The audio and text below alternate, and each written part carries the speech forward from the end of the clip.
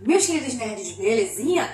Hoje chegou ele, o maior de todos, o grande dia, o mais esperado, momento da gente falar de Flash com spoilers, com muitos spoilers, spoilers e mais spoilers. Esse filme maravilhoso da DC que tem um grande elenco como o Ezra Miller, como os dois Barry, tem ali a Sasha Gale como a Supergirl, o Michael Keaton como o Batman e muito mais. E até um cara, na verdade um não, dois, que eu não imaginava que iria aparecer e apareceu e foi muito, foi maravilhosamente emocionante ver isso. E é claro, sem dúvida que essa é uma crítica pra gente falar dos grandes momentos do filme e pra falar de como, né, esse filme influencia na nossa experiência com esse filme e como vocês já sabem, a gente vai falar sim, vamos discutir os spoilers. A melhor parte, discutir os spoilers. Mas antes da gente ir a fundo a todo esse conteúdo, não deixe de dar like no vídeo e de se inscrever no canal. E agora, sem mais delongas, sem mais enrolação, vamos ao que realmente interessa. Vamos falar de Flash. Nós sabemos que na história de Flash, nós temos o Flash tentando voltar no passado para salvar a sua mãe e as coisas acabam ali não dando muito certo. E ele vai parar, né, numa outra realidade, numa outra terra, e ali ele conhece o Barry, um outro Barry na verdade, né, e também o Batman do Michael Keaton. Nessa realidade não existe o Super-Homem, né, no lugar dele é a Supergirl, que está presa pelo governo. E aí o que acontece? Aí o Batman e o Barry, né, o Batman do Michael Keaton e o Barry, eles têm que se juntar para salvar a Supergirl para poder combater um vilão, que é o Zod, que é o mesmo cara que veio na Terra em Homem de Aço. E eles precisam dela para poder lutar contra ele. Então ali os três se juntam para poder derrotar o Zod, para poder, né, acabarem com o Zod. Funciona muito bem, o resultado desse filme é muito positivo. É claro que o filme tem, sim, alguns problemas, né, problemas muito sérios, com o CGI principalmente, né, porém, isso não tira a magia do filme. Porque o filme ele tem uma história que ela te envolve ali desde o começo, você acaba não ligando pra isso. Ainda menos, né, quando ele vai ali pra segregação, ele começa a ver as terras e os easter eggs começam a aparecer. É maravilhoso, né? E mano, pra mim, ponto alto dessa segregação, o ápice é ver o Nicolas Cage de Super-Homem. Eu nunca passou pela minha cabeça que ia ter esse easter egg, que ia ter essa menção ao Super-Homem do Nicolas Cage. Eu não imaginava. Só fanservice, um easter egg das galáxias. Foi perfeito. É uma parada assim que não muda nada na história, mas quando você vê aquilo, você fala: é foda, é maravilhoso, é perfeito. E isso é uma parada pra quem realmente, tipo, é fã do Super-Homem, pra quem realmente, né, conhece o Superman Lives do Tim Burton, porque é um filme que nem do papel saiu. E ali naquela terra, o Nicolas Cage é o Super-Homem. E é incrível, mano, ó. Palmas, porque foi o ápice. Foi o ápice, foi uma fanservice.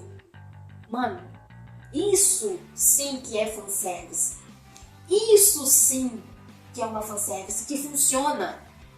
Porque a história do filme é bem contada do começo até ela lá.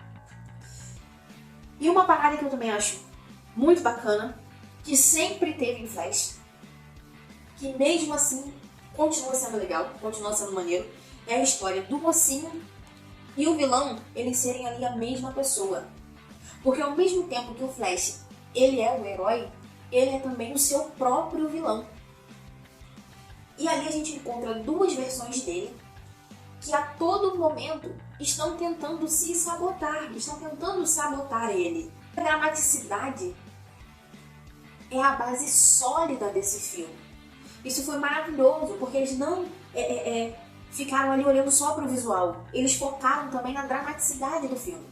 E isso é um problema, né, que a gente tem visto em vários filmes, tanto da Marvel quanto da DC, porque os filmes perdem ali a sua essência, a sua identidade, quando eles esquecem de dramatizar os personagens.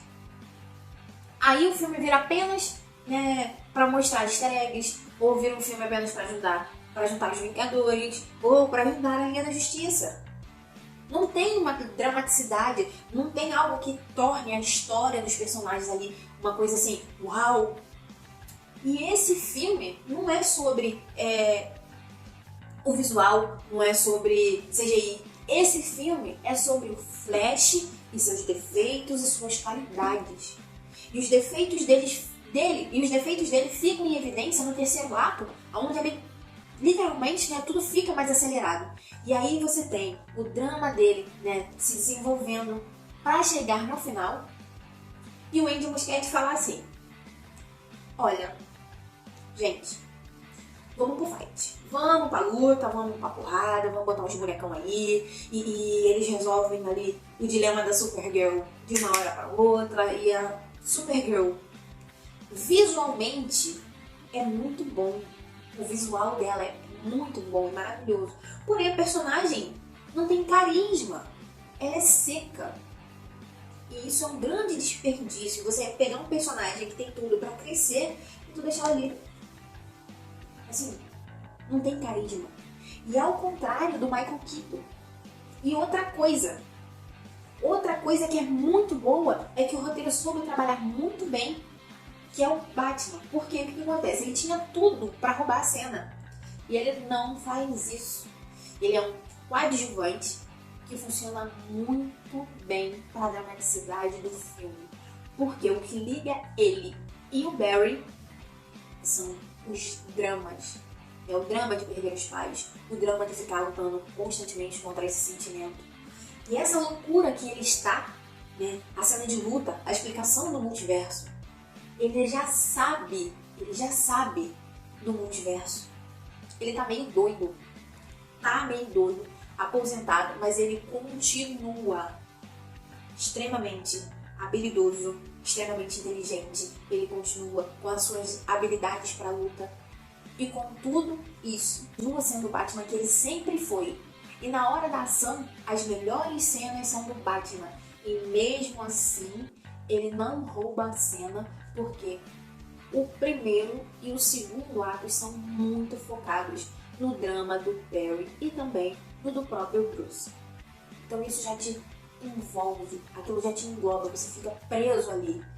E o humor do filme também tá na medida certinha, porque o Barry principal é um cara assim, de um humor, né, mais sarcástico, né, de um humor não tão bobão, porém ele não deixa de ser engraçado, ele não deixa de ser bem humorado.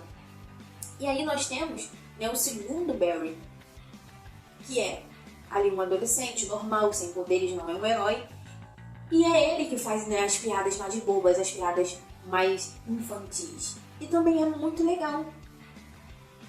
E ver essa diferença entre os dois, né, ver essa diferença entre eles, porque o que acontece? Um já passou por vários momentos ali traumáticos e o outro não. E a diferença entre os dois Barrys é que o do passado, ele vê todos os traumas que ele vai passar. E ele se revolta. E aí que ele vira o Dark Flash. Porque ele não sabe lidar com seus próprios sentimentos. Ele não sabe lidar com tudo isso. Ele não sabe lidar com as cicatrizes que ele vai ver. Ele vê no Barry e ele se revolta. E o Barry que volta no passado, ele entende que ele vai ter sim que conviver com seus traumas. Ele vai ter sim que viver com essas cicatrizes. Isso é surreal, porque nós temos muitos momentos com dramaticidade, porque em muitos filmes a gente não tem mais isso. Porque muitas vezes é pensado no visual e não na dramaticidade. E já aqui em Flash, nada é mais importante do que o próprio Flash. E é por isso, mesmo errando em alguns momentos, como exagerar nos efeitos visuais, na ação, mesmo assim, o filme não se perde. O equilíbrio entre ação, drama e comédia é o melhor que a DC já fez. Se pá, o melhor da história da DC. Ou um dos melhores da história da DC. E quando chegamos ali ao final do filme, nós temos ali uma entrega de fanservice muito boa. E quando aparece o George Clooney e o Jason Momoa, aí que fica ali meio que um pouquinho confuso. Porque quando aparece o George Clooney, meio que mostra toda a zona que fizeram ali na mitologia da DC. Fizeram uma bagunça. E você, ali, no meio dessa bagunça, encontra personagens antigos e também encontra personagem como o da Sasha Gale, que é uma personagem nova. E aparecer com o George Clooney no mesmo lugar, terra, universo, ou seja lá, onde for, junto com o Jason Momoa, é algo que não tem continuidade. Não tem continuidade. É algo que não vai pra frente. E esse filme, né, ele vai, com toda certeza, sim, pelos erros do protagonista fora das telas. Ele vai pagar pelos erros dos outros filmes que vieram antes dele. Ele vai pagar pelo marketing errado. Vai pagar pelo hype. Porém, não podemos negar que esse filme funciona e funciona muito bem. O filme funciona pela sua história, pelo fato do Flash querer voltar no tempo para salvar a sua mãe. E é isso, e ponto. Funciona e funciona muito. E muito bem. A gente não tem como negar. Do começo ao fim, funciona sim. Pelas motivações do personagem principal, funciona, né? E mesmo tendo ali defeitos, essa é a parte relevante do filme. Porque é por isso que a história anda, é por isso que a história segue, é por isso que o Batman e o Flash se encontram. Esse filme tem uma trajetória muito boa, muito bem desenhada. A gente não pode negar isso. Mesmo com a bagunça que fizeram na mitologia da DC. Esse filme termina com uma certeza, com a certeza que fizeram sim a trajetória do herói. E aqui a DC encerra seu Snyderverse com o melhor fim que poderia ter, que foi Flash. É simples. Foi o melhor encerramento que a DC podia fazer do Snyderverse. Não vejo outro encerramento melhor. Deixem aí nos comentários o que vocês acham do filme e não deixem de dar like no vídeo e de se inscrever no canal.